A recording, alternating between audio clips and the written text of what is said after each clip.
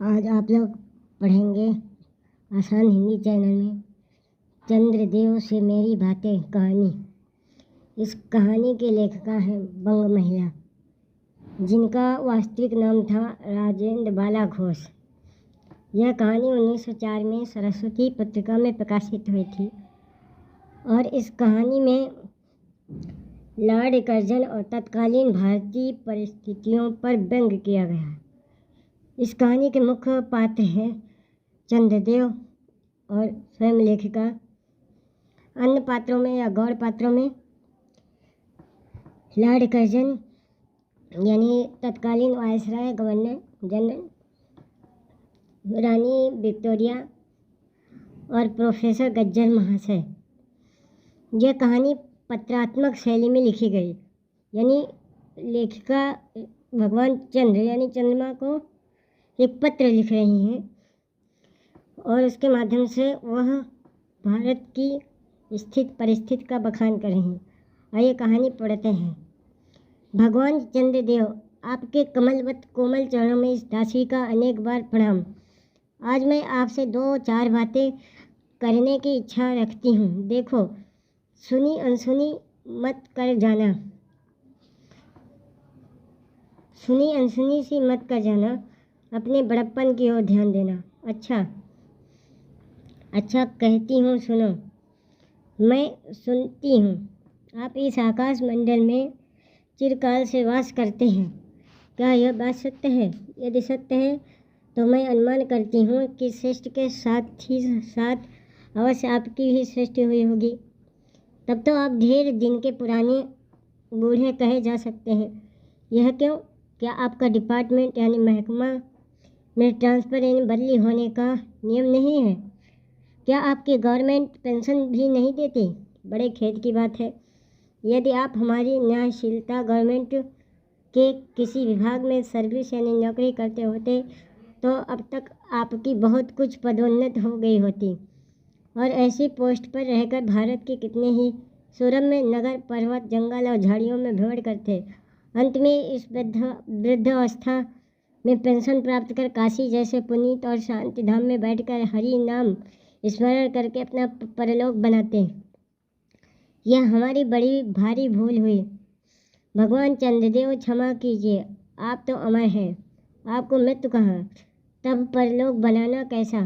हो देवता भी अपनी जाति के कैसे पक्षपाती होते हैं। देखो न, चंद्रदेव को अमृत देकर उन्होंने अमर कर दिया। तब यदि मनुष्य होकर अंग्रेज अपनी जाति वालों का पक्षपात करें तो आश्चर्य ही क्या है। अच्छा, यदि आपको अंग्रेज जाति की सेवा करना स्वीकार हो तो एक एप्लीकेशन यानी निवेदन पत्र हमारे आधुनिक भारत प्रभु लॉर्ड कर्जन के पास भेज देवें। आशा है कि आपको आदरपूर्वक अवश्य आह्वान करेंगे, क्योंकि आप अधम भारतवासियों की भांति कृष्णांग तो हैं ही नहीं। कृष्णांग यानी जिसके अंग काले हों, जो आपको अच्छी नौकरी देने में उनकी गौरांग जाति कुपित हो उठेगी। गौरांग यानी गोरा।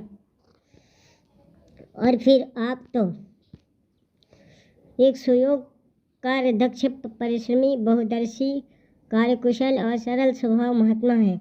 मैं विश्वास करती हूँ कि जब लॉर्ड कर्जन हमारे भारत के स्थायी भाग विधाता बनकर आवेंगे तब आपको किसी कमीशन का मेंबर नहीं तो किसी मिशन में भर्ती करके वे अवश्य भेज देवेंगे, क्योंकि उनको कमीशन और मिशन दोनों ही अत्यंत प्रिय हैं।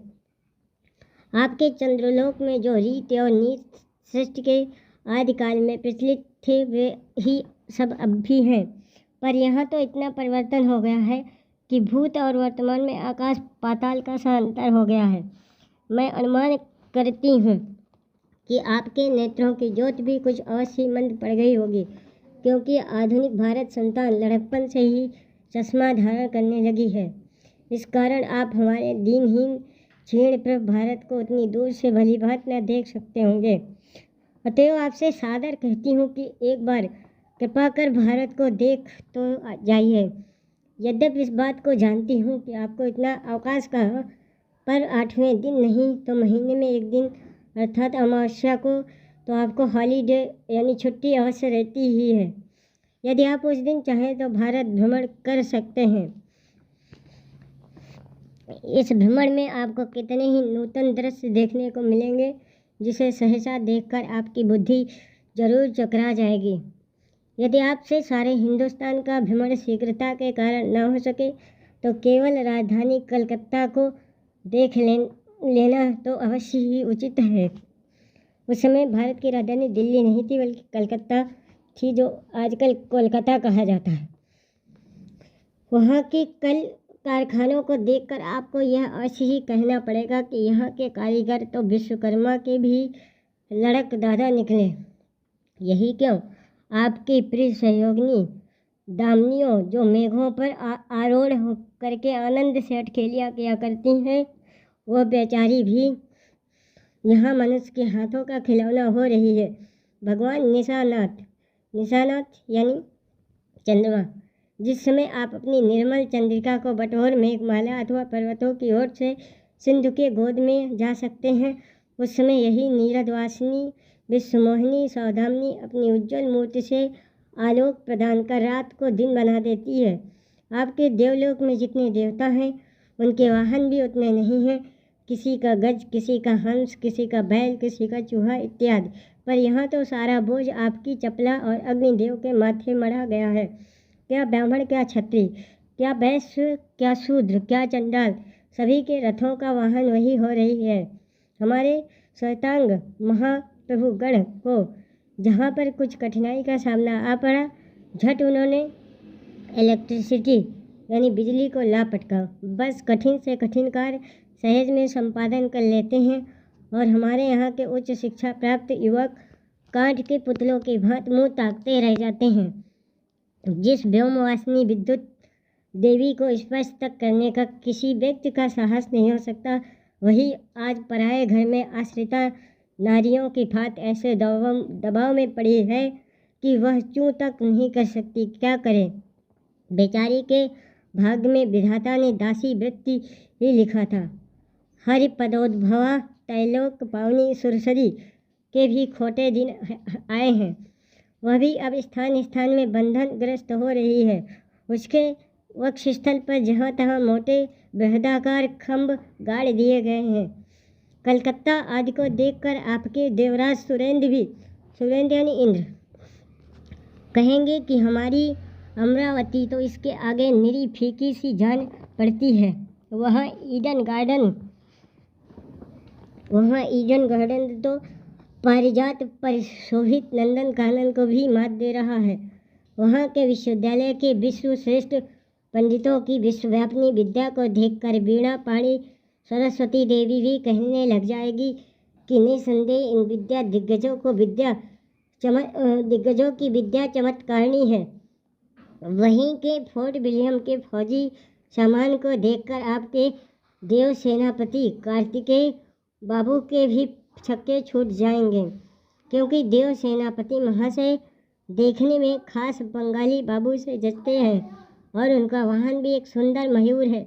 बस इससे उनके वीरत्व का भी परिचय खूब मिलता है। वहाँ के मिंट यानी टकसाल को देखकर सिंधु तनिया आपकी प्रिय सहोदरा यानी बहन कमला देवी, कमला कहते लक्ष्मी को, तथा कुबेर भी अचकचा जाएंगे। भगवान चंद्रदेव इन्हीं सब विश्व उत्पादक अपूर्व दृश्यों का अवलोकन करने के हेतु आपको सादर निमंत्रित तथा सविनय आहूत करती हूँ। संभव है कि यहाँ आने से आपको अनेक लाभ भी हों। आप जो अनादिकाल से नीच उज्ज्वल वप अपने शरीर में कलंक की कालिमा लेपन करके कलंकी शशधर सासा लांछन आदि उपाधि मालाओं से विभूषित हो रहे हैं, सिंधु तने होने पर भी जिस कालिमा को आप आज तक नहीं धो सके हैं, वही आजन्म कलंक शायद यहाँ के विज्ञानविद पंडितों की चेष्टा से छूट जाए। जब बम्बई में स्वर्गीय महारानी विक्टोरिया देवी की प्रतिमूर्ति से काला दाग छुड़ाने में प्रोफेसर गज्जर महाशय फलीभूत हुए हैं, तब क्या आपके मुख की कालिमा छुड़ाने में वे फलीभूत ना होंगे? फलीभूत यानी सफल। शायद आप पर यह बात भी अभी तक विदित नहीं हुई कि आप और आपके स्वामी सूर्य भगवान पर जब हमारे भूमंडल की छाया पड़ती है तभी आप लोगों पर ग्रहण लगता है। पर आपका तो अब तक वही पुराना विश्वास बना हुआ है कि जब कुटिल ग्रह राहु आपको निकल जाता है तभी ग्रहण होता है। पर ऐसा थोथा विश्वास करना आप लोगों की भारी भूल है। अतः हे देव, मैं विनय करती हूँ कि आप अपने हृदय से इस भ्रम को जड़ से उखाड़ कर फेंक दें। अब भारत में न तो आपके और न आपके स्वामी भुवन भास्कर सूर्य महाशय की ही वंशधरों का साम्राज्य है, और न अब भारत की वत्स श्यामला स्वर्ण प्रसूता मूर्ति ही है। अब तो आप लोगों के अज्ञात एक अन्य द्वीपवासी परम शक्तिमान गौरांग महाप्रभु इस सुविशाल भारतवर्ष का राज्य वैभव भोग रहे हैं। अब तक मैंने जिन बातों का वर्णन किया आपसे स्थूल रूप में किया, वह सब इन्हीं विद्या विशारद गौरांग प्रभुओं के कृपा कटाक्ष का परिणाम है। यूँ तो यहाँ प्रतिवर्ष पदवी दान के समय कितने ही राज्यविहीन राजाओं की सृष्टि हुआ करती है, पर आपके वंशधरों में जो 2 राजा महाराज नाम मात्र के हैं भी, वे कांट के पुतलों की भांति हैं। जैसे उन्हें उनके रक्षक नचाते हैं वैसे ही वे नाचते हैं। वे इतनी भी जानकारी नहीं रखते कि उनके राज्य में क्या हो रहा है, उनकी प्रजा दुखी है या सुखी। यदि आप कभी भारत भ्रमण करने को आए तो अपने फैमिली डॉक्टर धन्वंतरी महाशय को और देवताओं के चीफ जस्टिस यानी मुख्य न्यायाधीश चित्रगुप्त जी को साथ अवश्य लेते आए। आशा है कि धन्वंतरी महाशय यहाँ के डॉक्टरों के सन्निकट चिकित्सा संबंधी बहुत कुछ शिक्षा का लाभ कर सकेंगे। यदि प्लेग महाराज ईश्वर न करे आपके चंद्रलोक या देवलोक में घुस पड़े तो वहाँ से उनको निकालना कुछ सहज बात न होगी। यहीं जब चिकित्सा शास्त्र के बड़े बड़े पारदर्शी उन पर विजय नहीं पा सकते, तब वहाँ आपके देवलोक में जड़ी बूटियों के प्रयोग से क्या होगा। यहाँ के इंडियन पिनल कोड की धाराओं को देखकर चित्रगुप्त जी महाराज अपने यहाँ की दंड विधि यानी कानून को बहुत कुछ सुधार सकते हैं। और यदि बोझ न हो तो यहाँ से वे 2-4 टाइपराइटर भी खरीद ले जाए। जब प्लेग महाराज के अपार अनुग्रह से उनके ऑफिस में कार्य की अधिकता होए तब उससे उनकी राइटर्स बिल्डिंग के राइटर्स के काम में बहुत ही सुविधा और सहायता पहुँचेगी। वे लोग 2 दिन का काम 2 घंटे में कर डालेंगे। अच्छा, अब मैं आपसे विदा होती हूँ। मैंने तो आपसे इतनी ही बातें कही पर खेद है आपने उनके अनुकूल या प्रतिकूल एक बात का भी उत्तर न दिया, परंतु आपके इस मौनावलंबन को मैं स्वीकार का सूचक समझती हूँ। अच्छा, तो मेरी प्रार्थना को कबूल करके एक दफ़ा यहाँ आइएगा ज़रूर। समाप्त।